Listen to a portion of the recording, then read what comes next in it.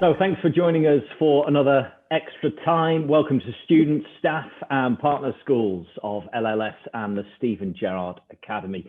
Wonderful to have you with us today. This week's talk is the third in our series in 2021, following on from the former Liverpool Chief Executive Peter Moore and of course Steven Gerrard just a week ago. Today's talk will be of particular interest to those of you who perhaps are interested in working in the media, sports commentary, or perhaps just mad football fans. Our guest is the voice of football. If you support a team, it's likely that he's brought a moment to life, a moment that you'll remember for the rest of your life. Let's have a chat with Martin Tyler. Thanks for your company, Martin. Hi, everybody. Nice to be with you, and to follow in Steven Gerrard's footsteps is quite an honour, I promise you. Well, you've commentated on him a few times, and we'll get to that a little bit later on. You're football mad, aren't you, basically?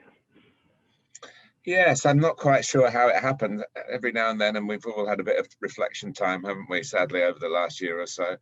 I wonder quite how I've ended up doing this, talking to you, and you being interested in what I've done over the last 40 or 50 years. My family on my mother's side from Chester, and they were big sports people, but not football. They all played cricket. Quite a lot of my relatives played cricket for Cheshire in the minor counties. One of my great uncles played hockey for England, I think, or Great Britain, which it's way back when. And so there was some sport there, but my mother apparently met my father, who had no interest in sport, and said, oh, I've got to get away from the sport. I can't have a life of sport, which she was going up to it with her parents and her grandparents and her brothers. And then she got me. And so I guess it's sort of come down a generation or two, but obsessed with football. I love the equality of the game played by male or female, 6'5", 5'2". You can jumpers for goalposts, universal appreciation around a world language. It's just great, and sometimes I have to pinch myself to think I've been a little bit of a part of it, and I've been able to provide a little bit of enjoyment. I've also provided a lot of irritation for people as well, so don't forget that. Can I say quite categorically, I'm a Woking supporter. Those questions always get asked. Oh, you must have a Premier League team. No, you don't have to have a Premier League team. It's your first love. And I went to Woking when I was 8 years old, taken by a next door neighbour. Fluke of life, if you like. And now I'm the assistant manager. That's a bit scary. I tell you what, two great job roles there. And as Martin mentioned there is a chance to ask questions. We're privileged to have Martin for the next half hour. So if you want to put any questions on the sidebar, we'll bring in as many as possible. And just to categorically say, he's not just making that up, it's Woking and the love of Woking that has him here today. You do get asked that an awful lot, don't you, Martin? Are you a Manchester United fan? Are you a Liverpool fan? Are you biased against certain things? I suppose it's the nature of the job.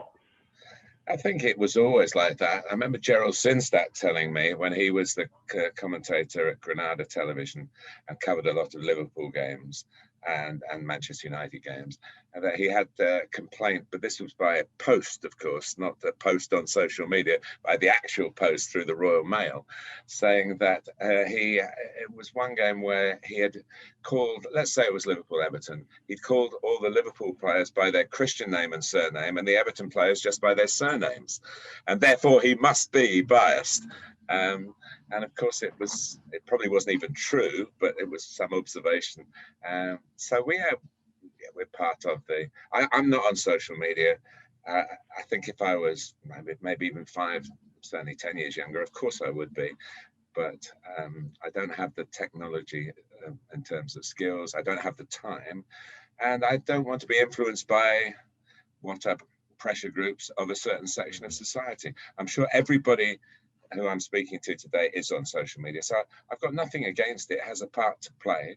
I think it should be a bit more accountable, to be honest with you. I don't think there should be any anonymity in it. But nonetheless, I'm constantly dealing with people at both work and at Woking. Oh, the fans saying this and saying that. And I said, well, I just don't. It's like people who say, I don't read the newspapers because I don't, the good and the bad, they're both misleading, really. So, but I do understand it's part of the world, and basically would never criticize anybody for doing it, but it's just not for me. Martin, given the strange world that we live in at the moment, one of the constants is professional football, and I suppose your job is more relevant than ever, maybe delivering smiles onto people's faces. But at the same time, you're working in an environment that you've never been used to, which is stadia, which is completely empty. It's not totally true. I did 2 games in the previous 44 years behind closed doors. One was quite recent, actually, Croatia against England, because of the fan trouble in Rijeka was played in that early First Nations League where England actually got to the final stages. That was kind of weird because I sort of had the previous experience was in 1980 when West Ham had to play a game behind closed doors in the I think it might be in the UEFA Cup, the Cup Winners' Cup maybe, and they won 5-1, and there was so much noise in Upton Park, was all crunched in there, and there was so much noise from the dugout and from the substitutes. It felt like there was fans in the ground, and I sort of thought, oh, that had a good night. That was a good night. I think David Cross got a hat trick. It was a really, it didn't seem like behind closed doors, but the one in Croatia was not good. So yeah, we do have the cheat sound in our ears, you know, that you're offered as viewers, so we can crank it up, so you've got something to pitch your voice against. But no, I did 4 games, I think. One was Everton. I didn't do one at Anfield when the crowds were in, and 2,000 changed the whole dynamic. I mean, there could have been 52,000. It just worked, and it was very sad when that had to be reined back in, but we all understand the reasons for that. So it's not impossible, and it is a privilege to be out on the road working, both working and playing, because we're part of the elite section. We're now the lowest level because the National League North and South was suspended for a couple of weeks, but we're allowed to play. We played last night, and of course we do commentate on the games from the grounds. So I've been to Anfield a good number of times since Project Restart in June the 17th, I think it was.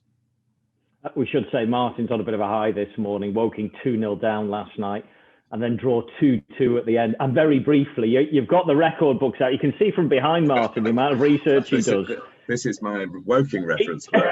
And just explain, so it was a 17-year-old who scored you 2 goals. Yes, and you're trying to find out what? It's called Jaden Wareham, and whether he's the youngest Woking player to have scored in the National League, or the conference before that, and maybe one of the youngest players ever to score for the club. So, yeah, he got us out of a jam as well because we hadn't scored for a month. So, in the league, we hadn't scored since before Christmas, I think. And you sound like Liverpool, Martin. Yeah, I think. Yeah, it's very easy to commentate on Liverpool when you're going through with what Woking's going through.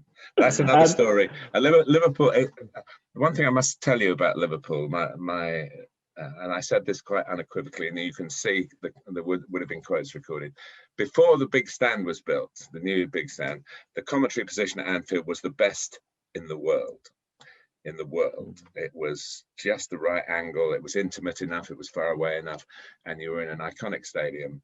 And the team played wonderful football, and the teams that challenged them had to play wonderful football. So some of the games were extraordinary, and I really missed that. And I told the club, Jed Poynton, who ran the stadium, I said, "You're breaking my heart here." And what they have done in lockdown. With the fans not there, they've moved us from the regular commentary position, which is nothing like as good as the original one, down towards a better one. So Liverpool Football Club have been really helpful.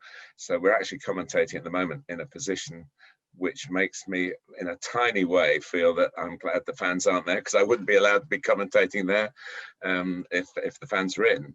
We'd be put right at the back of the big stand. But it's not. Listen, it's a vision thing. The words are important, but the camera, working for Sky, the camera operatives love football as much as we all do. So you get a really. The passion is shared throughout the whole broadcast, and I hope that has come through. And it must have done, because Sky Sports, from nothing. I used to go on the train and count the dishes if we would go on the train from London to Liverpool, say. And Stoke had a lot. I remember going through Stoke, and they had a lot. I think, oh, that's good. We're getting some business there, and that's what it was like at the beginning. You know, there's probably more people on this Zoom call than there were watching the early games.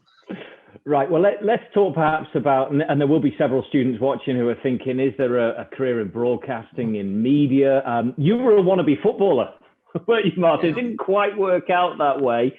Is there a point you can look back on and think, you know, this was a crossroads for me and media was the right avenue? Yes, I mean, there was a definite moment because I turned down a job in television. I actually had become a journalist of some sort and was working. That was my only income as a freelance journalist, just writing a few assignments. And I knew a few people in television because in those days there were no video recorders. So to watch a goal back, you had to go into the studios, and I was writing stuff about tactics, and then we had a rapport with London Weekend Television. Anyway, to cut a long story short, they offered me a job, and I was still playing. And one other job I had at the time was working for a guy called Jimmy Hill, who was very big at the time in the history of broadcasting and football. 60 years ago last week, he won the fight for abolishing the maximum wage. Footballers' riches today are all down to Jimmy Hill, but that is definitely another story. Anyway, I was writing a column for him because he was far too busy. And I met him and he said, what are you doing? I said, I've been offered a job in TV. But he said, well, when do you start? And I went, no, I've turned it down. And he said, what? He said, you're mad. You never know where it might take you. Go home and accept the job. I said, well, I have to stop playing. I was 27. And he said, well, you're not going to get much further than where you are at the moment. I was a non-league player. And I went home and found out, and I expected them to say, half hoping that them to say the job had gone. But they said, no, you come in and we'll talk about it. And I went to my manager at the football club I was playing for and said, look, I'm really sorry. It was pre-season. I might have to leave and go into some other play. And he went, if he'd have gone, Martin, you can't go. He went, good luck, son. And that was the moment. Off you go. That was the moment. So I swapped the number 9 shirt for, what do I call it? Shouting goal for a living.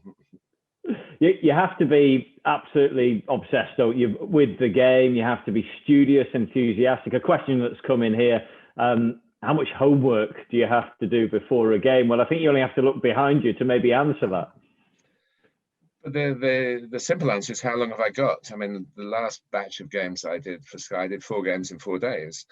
Now, when you're in your 70s, to prepare the 4th game when you haven't done the 1st game you can't do it. Your brain is gone, it's atrophied.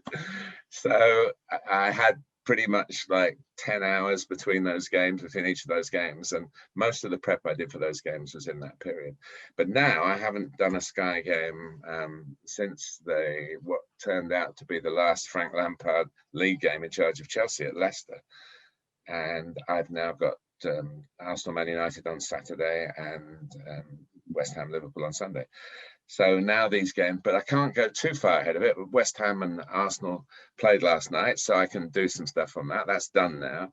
But United play tonight and Liverpool play tomorrow, so I can't, and they're not even playing each other in these games, if you see what I mean. I've got half of prep of one fixture and half of prep of the other.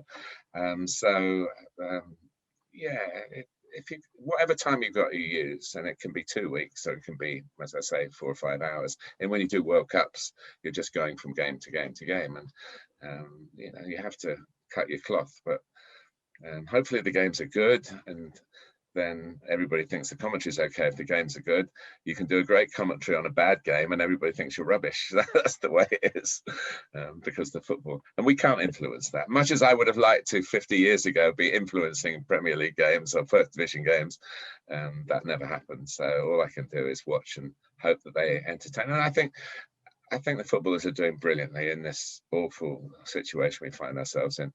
It's inappropriate to call them key workers because we all know who the real key workers are, but they're playing their part in the morale of the country. And we all had those 3 months without football, and we were all bereft, weren't we?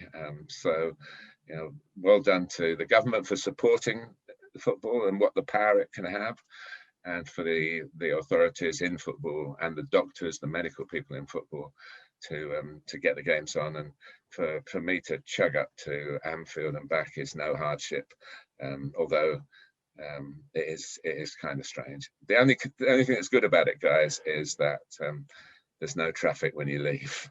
That's the only thing. That's the only thing that we'll miss when we get back to normal. But there's a small price to pay. But prep, yeah. But do you know what my advice is to all of you is, if you want to do it, first of all, you can do it. There's stacks of opportunity. Think of all the football that's on the television now and the radio, all the different stations, the local stations, the national stations, so much opportunity, and media courses to go on to polish up your act, to have good people to come and train you up for it. So you can do it, but the one piece of advice is simple: watch the game. That may sound the most obvious thing, because you've got to watch the game to describe it, but watch what's happening in the game. Don't take your prep with you and you're going, oh, well, you know, West Ham always play this way and therefore they're playing this way. Oh, actually, they're not. Something's changed and they've done that. Watch what's happening, and you've got fuel for your words then, because if you rely too much on what you've prepared earlier, it doesn't always come out right. You've been the one consistent since the launch of Sky Sports Football, 3 decades ago? And if we take you back to that very first commentary match, Liverpool, Nottingham Forest, Liverpool, was it? Yeah, that probably doesn't seem. Oh, look at your commentary notes there, have you, Martin? Just shift that slightly to the side. Wow. So taken from the day, incredible. That's the goal scored by Teddy Sheringham. I'm sorry for you Liverpool fans, but it was the last goal he ever scored for Nottingham Forest, and the first goal ever scored live on Sky in the Premier League. And somebody gave me that, and I've got nowhere to put it, but it's a lovely piece of photography. Yeah, that was August 1992. Yeah. I mean, you know, how has Sky and televised football changed the game? I think other factors have changed the game at the same time. All the hooliganism of the 80s, it coincided, or perhaps it was all meant to be, perhaps it was a consequence of that, with the stadiums changing and the all-seater, the safety. I don't need to go down that particular road with Liverpool fans of the horrors of the 1980s. I do think that was a massive part of the change, and that Sky, perhaps the football authorities were looking for a different way of projecting. Maybe that there wasn't that much marketing, you know, when I started. I mean, even getting replica shirts it came in at a few clubs. Liverpool would be one of them. But it was sort of like you turn up, it's your Saturday afternoon treat, you go to the game, and you go home, and football's on the back pages and never on the front pages. So I think there's been a change in the world as well, but football has obviously seized the opportunity. That's the best way to put it. And Sky, clearly it's a business that saw the potential in live football. People used to say, oh, you can't show it live. Within the game, people won't, you know, they'll just stay at home. They don't want to go to the game. As we know now, of course, for different reasons, everybody wants to go to the games. And there was a period where going to the games, you were being seen at the games. So that was a bit of a little boost to your morale in your local community. You were the one maybe in the background of Kevin Keegan hanging over the advertising hoardings in that famous, the best game I've ever commentated on, which was at Anfield and Liverpool against Newcastle. So I think the world is modernized and football's gone with it. And I've always felt football reflects the world rather than, sometimes you think it changes the world because we're all so wrapped up in it, but there are millions of people out there, believe it or not, who don't like football. So it is not quite a private world for us all, but it is a finite world, I think. So, and the modernization of life, the introduction of technology, you know, even CCTV has a place in the world, in our society, and it has a place in the football ground. Those kind of things football has taken on and improved. And I think the product is wonderful at the moment. There are things about it that everyone will argue about. People don't like the fixtures being moved for live television. And now we're going to come back into hopefully the new normality, touching wood, where everybody will be going, well, why aren't all the games on? They were all on before, you know? So It's really, the pendulum has really swung. So it's been lovely being a part of it. Do you know what? My job is exactly the same as it was when I started, which was to identify the players, to add some information, hopefully at the right times, and also to, with the help of I regard them as my kids, really, Messrs. Carragher and Neville. They sit there. I'm taking them to the game, you know, and they sit there. And I should say, speak when you're spoken to, like old dads used to, but I can't to them. So that would be one rule that would be disobeyed straight away. And it is a symptom of where we are in the world, and I hope the fact that we are doing our bit. You know, I mean, I'm 75. I've never lived through anything like the last year. I was born after the war. I know all the stories about the deprivations of the war. I remember ration books, but this is something completely different, because that was an enemy that you knew, and you could see it and you could face up to. This is the hidden enemy, and you know, we're still trying to win the fight. Yeah, no, the football coverage is absolutely superb. Let's go to some of those games that really stand out for you. Of course, you mentioned 1996, Liverpool 4, Newcastle 3. There's some other games that some of the students have mentioned, which we'll move to in a moment or two. But you still say that is the greatest ever game. And actually, but the greatest game that I've commentated that on. You've commentated on, yeah. And if you look back on it now, I mean, finding the right words at the right time is a commentator's skill. And you got them, particularly for Liverpool's winning goal. Yeah, I'll tell you a little story. When was the World Cup in Brazil? 2014. The opening game was in Sao Paulo, and working for TalkSport was Stan Collymore. And Stan and I went up in the lift to the commentary position together, just by coincidence. When we got to the top of the lift, when we got to the lift door open, when we got to the commentary level, we opened the door, and facing us as we walked out of the lift, walking into the lift, was Tino Asprilla. And without blinking, he's not totally fluent in English, he went, "Collymore, you cost me my Premier League winners medal." And so that was 2014 from 1996. So and it was just a great moment. Of course, it was said in fun, and they hugged each other as you could in those days. And so I watched it. It was part of the Sky Retro package when we started in lockdown in March. And my son, who's 32 now, he and I watched it together. He knew what I'd said about it, but he'd never watched it. And he was raving about it. And in the commentary, much to my surprise, we did say, Andy Gray and I, we did say something like, well, of the great games, of all the great games, here's one, as it was actually happening. So it wasn't done with the rose-tinted spectacles afterwards. It was actually done on the day as well. Brilliant, brilliant game. Encapsulated everything. Great players, great scenario. Both teams going for the league, and neither won it. Everybody remembers Newcastle not winning it. People forget that Liverpool were in that mix as well. So I'm not going back on that, and that's my number one. You can have that one. Still Barnes, Collymore closing in, wonderful line right at the end. Of course, Kevin Keegan over the hoardings. You'd have the drama and everything else.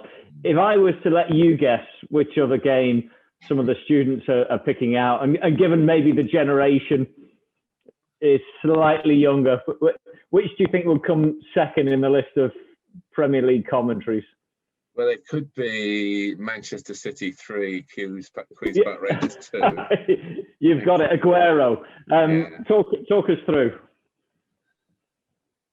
Well, the day started with Manchester City. Obviously, this was City's. They're going to win the league, weren't they? They're only playing QPR, who actually were fighting for. They're fighting relegation. But they're very pessimistic Man City fans, and certainly were back then. And they had this phrase, "typical City," we'll build it up and then we'll blow it. And that was in my mind from the morning of the match, really, because I thought, well, if they don't do it, I've got a sort of out here, because there'll be those fans who, and for a good period that they didn't look like doing it. They were 1-0 up, and then, I mean, QPR played the most attacking formation. Mark Hughes, who was the manager then, I thought they'd be gritty, and they just threw caution to the wind, scored 2 in the second half. And then Joey Barton got sent off, didn't he? So there was a lot of drama apart from, and then Dzeko equalised, who never gets a mention in these conversations, but deserves a mention. And the goal itself, I must mention our match director, because football's not all about commentary, and it's about on television, it's about the vision of it. And Tony Mills is a guy who's our match director, and he had this capacity to split the screen between the Man United game and the Man City game, and we had this amazing split screen of the United players watching our monitors because they'd finished, they'd done all they could. And then it came back to the whole screen being the City game, just as Balotelli nicks the ball. And you couldn't have post-produced it any better. And that was all down to him. It was brilliant. And he wasn't finished, by the way. My only remembrance of the moment is that I knew Aguero would score when he took a touch, which was like a fraction before he did score. You just sort of, your instincts say, well, if he controls that there, then he can't, he's Aguero, he can't miss. Whether I got some air in my lungs for that, I don't know. And what happens just happens. But for me, the thing that never gets mentioned, Tony Mills' shot of Joe Hart running around like he didn't know where to run to. He couldn't believe what he'd seen from, I was probably closer to the goal than up in the stand than he was at the other end of the ground. He couldn't believe what he'd seen. That shot to me is the absolute epitome of what that moment was about. You expect Aguero to run off and do his stuff, he'd score, but nobody believed it really. And those Man City fans who'd left the ground, and some obviously had, will obviously just couldn't see it happening. It happened, and I was lucky enough to be holding the microphone. That's all I can say really. But I've never spoken to Sergio about it. Apparently, he does an impression of it, which I would like to hear. But sometimes it's gone on so long now. It would be 9 years, won't it, in May? I was once on a plane that he was travelling on back to London from Manchester, and I thought, shall I go up and say something? And I thought, no, if it's going to happen, it might happen. Maybe 10 years. If we're both still in our jobs in 10 years' time, maybe we'll talk about it then. But well, in the 10th anniversary, I mean. It's got to happen, Martin. It's the moment for himself as well. Just a little add-on question here. Someone asking about your personal feeling after that moment. Are you on some sort of emotional high once you've delivered that line? No, I was on an emotional high because I knew as a football fan I'd been present at something really special. Really, really, I do swear you'll never see anything like it ever again. Yeah, I did. I was very emotional for a few moments, and then I didn't think any more about it. I saw Richard, a friend of mine, sadly no longer with us, a guy called Paul Doherty. His father won the league with Manchester City in 1937, and he brought his medal to the game, and I knew I was going to see him afterwards. So I went down as soon as we'd finished. We obviously did all the presentations and commentated on that as well. Imagine them. They're the guys have come up from the Premier League to put this plinth out, and all the medals are there, and it's 2-1 to QPR, and they're thinking, well, that's a waste of a day, isn't it? What train can we get home, or can we get out of it? What are we going to do with all this paraphernalia? And then suddenly they've got to rush it onto the pitch. And so there were a lot of consequences of what Sergio did, not just for me. And I went and saw Paul, and I saw the medal and everything. And then we had it was the last game of the season. Obviously, we had a meal in Altrincham organised by Graham Souness, who is also of your Liverpool parish as well, who knows the Northwest very well. And he'd arranged this I'm sure, with very fine wine and stuff like that. So we all had to meet up. And I don't want to labour my part in this, but when I walked into the restaurant, I was one of the later arrivals. They were playing the commentary, and that was emotional. Yeah, because I hadn't really thought about it being anything other than, the football and the amazing football we've seen in the whole day really. You can't underplay your part in people's memories. It's massive. Look, you cover great eras. Sir Alex Ferguson's domination with Manchester United, the Arsenal Invincibles, the current Liverpool side, Manchester City. I'm going to put you on the spot. Which is the greatest of all these teams? Woking 1958. won the Amateur Cup. There it is, being held up there by the captain's 30th birthday. 71,000 at Wembley. I was 11 years old. Remarkable. Yeah. Remarkable. You've veered off my question. You've had there has been some great teams there, hasn't there? Does one stick out for you? Well, I think around that time, the Real Madrid team that won the first 5 European Cups ought to get a mention if you're going to go back in history. That was an astonishing breakthrough in the way football. We're still getting the legacy. All that Liverpool have achieved in Europe all come from the success of Real Madrid. Portrayed a fledgling competition. They nourished it and turned it into the real deal, which we've all benefited from since. So they deserve mention. I do think the different eras are important to put into context. I think that for me, sustaining success is very important, and that's the conundrum for Liverpool at the moment now. The Liverpool teams of the 70s and 80s kept doing it year after year after year. And in a much more democratic situation, I think. I mean, I'm off the top of my head here, but I think Watford, Ipswich, Southampton all finished second to Liverpool when they won the league. Any team could, and Villa were champions around that time as well. And then Everton produced a series of successes. So now you're really, this season maybe taking us back 30 years to that kind of time with the teams, I'm looking forward to seeing West Ham play Liverpool. West Ham are the informed team, and so that'll be another test for Jurgen and the boys. So I think teams that win back-to-back leagues are special. I think the Liverpool side, the '88 team were fantastic with Barnes and Beardsley, and they were a great team. But the thing about even my job now, and you're thinking you're talking to an old git here who's like looking back and wistfully and nostalgic. I don't. I look forward. Everything is next in my life still. I've got these 2 games coming up. They're massive games. I've got to be ready for that. What's happened? It's nice to talk back on. I don't think I'm the best judge of who, what, why, and how.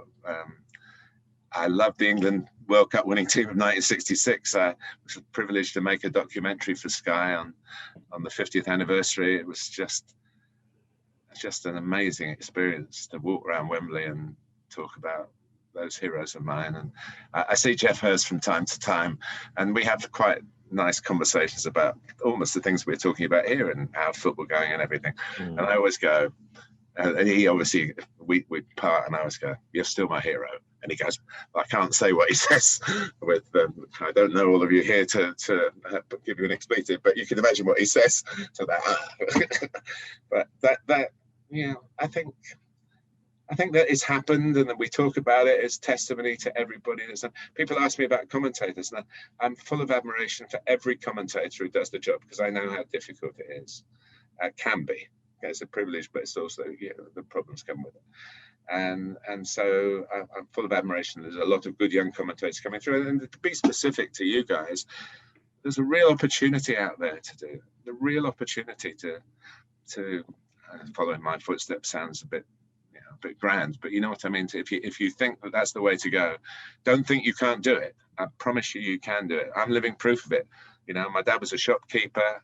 I had no journalistic training. I just loved football. And I'm sure you're all on this call because you love football. So translate that love into something. You don't have to be a commentator. There's so many jobs in sport that you can do. Premier League's full of opportunities, media, marketing, medical, all sorts of ways of being part of it.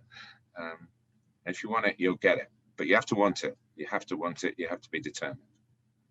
So that advice is be focused and believe in yourself, that actually there is a pathway. And actually media's changed massively, either from your initial time, my time when it came into it. There's far more different avenues out there, particularly digitally. So there's a great opportunity to be involved in football or other sports coverage. If you can't get a job, set up your own YouTube channel and become a cult hero and go viral. You know, there are people who've done that and have turned from being a cottage industry into internationally recognized. It's amazing what can be done. Absolutely amazing. I mean, I do the teaser. I don't know whether you do, but it's like a question every Sunday that I do for just a trivia question, and 100,000 people come into it. So set up, do your own, find an angle and point the camera, get your phone, do this, speak, put it online and go for it. So you don't even have to go through the system, but the system is there for you now, which it wasn't for me. I just got lucky.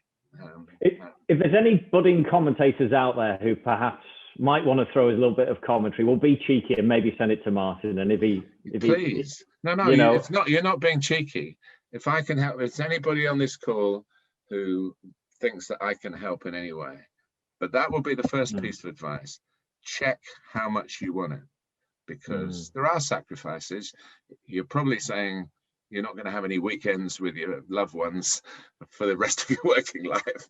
Well, it's different. They do shift patterns in some at Sky or something. What do you mean he's not answering his phone? Well, he's off. He's not on. What do you mean he's off? This is a 24/7, 365 days a year career, but it isn't quite like that now. It's not so. You don't have to not have a life, but the football life is well worth fighting for if you love it that much. Well, I tell you what, you're not just big on the TV world; you're quite big in the video gaming world as well. I think was is the well. All right, let's talk about FIFA though. And there's a question here: what's the difference in commentating? This is quite a hard one, because how does it work in terms of how you add your voice onto the FIFA game, or how it influenced that game? Well, I did it for 15 years, and this latest one was the first one that I wasn't on, and I had a good run at it, and I enjoyed it very much. But things move on, and they're rightly so. It was pointed out to me that I'd done a lot longer than anybody else, so when you go with the smile, and I did. It's different in that you are not commentating on stuff in front of you. You're given a scenario. And they say, well, there's a throw-in. So they go, give us 5 throw-ins. So you go, oh, it's gone out, it's a throw. Oh, I think that's gone out for a throw-in. It'll be a throw-in to the home team. Well, you can take a throw here. Or maybe a quick throw's on now. Well, there's 5 or 6. So you do that over and over again with all the different scenarios. The tough ones is when you're doing the goal shouts, when you might have, I'm trying to think what's the most goals I've ever had in a game. I did a Man City game, they won 10-1. Let's say 11 or 12 mostly. Well, you might have to do 500 goals in less than 90 minutes with shouting the names of the goal scorers, and you can tell when I wake up in the morning, my voice reminds me that what I've done for the last 45 years. That's quite hard because you want it to be authentic. But we used to do it in like 5-hour sessions, 5 or 6 hour sessions. And Alan Smith, and I did it with Andy to start with, and then Alan Smith came in, and he's great fun. They're both great fun. Andy used to find concentrating hard after the first couple of hours. Alan was more academic, I think, in his approach, should we say. But both great guys to work with. And the hardest bit was them, because I go, well, he's lining up a free kick. Oh, he's put it in the top corner. And then Alan have to, with nothing to look at, have to say, yeah, he's got the bend on that. And then we'd have to do another version. And my bit was like, goal! What a job. What a job. Look, you've got a very famous line which you deliver for Sky. Deliver it for us now. Go on. And we're live, and it's live. Is that the one? Yeah. There's a story behind that in the sense it was a cop-out, really. We had this thing called a turbo break, which we don't have anymore because of betting regulations. You're not allowed to have a betting advert within 6 minutes of the kickoff. So you're factoring back. So that break was like right on you just come back for the kickoff, and it was always a betting company that was sponsoring it, so they had to move. So it's not quite the same now. But I used to have to link into this, and I ran out of ways to say, oh well, next here it is. And for me, I started when it wasn't live. I started in the 70s and through the 80s until really Sky. Very few live football matches on the television. And for me, it's always special because recording football there was edited highlights all my early career. So it was always, well, you're doing a live game this week. It was always, well, now of course it's all live, but for me, and it's live actually. It's almost me saying it to myself, because and it also means I don't have to think of anything else to say. I don't know whether it's coming to the end of its relevance now, because I can't do it. The break, I'm not on the air before the last break now, the betting adverts. When I'm not on the air, then it's still Dave Jones in the studio, or Kelly, another Liverpool connection. And so we do it at the end of the team caption. And a couple of games I haven't done it for various reasons, and nobody's, the world is still spinning. It's not changed the course of broadcasting history, but it'll probably happen at West Ham on Sunday. Martin, just fabulous to catch up with you on behalf of LLS and the Stephen Gerrard Academy. Wonderful to have you on Extra Time today and answering some of those questions. A quick one for anyone watching. LLS and the Stephen Gerrard Academy are still accepting applications for their sixth form programs. And if there's young people in the room who'd like to learn more or apply, then please follow @LLS Online, @LLS Online on social media, and @StephenGerrard.academy on Instagram. So that's @StephenGerrard.academy on Instagram. Martin, thank you very much indeed. That's whizzed by. Can I just say one thing? If anybody does want to get in touch through Steve, I'd be very happy to take this further forward. And if I can be of any specific help, it would be a pleasure. If you could look forward to a tenth of the fun I've had, you'll have a pretty good life, I promise you. You certainly will. Martin, keep doing the terrific work. We love listening to you, and we love watching Sky Sports. Take care. Thank you very much indeed.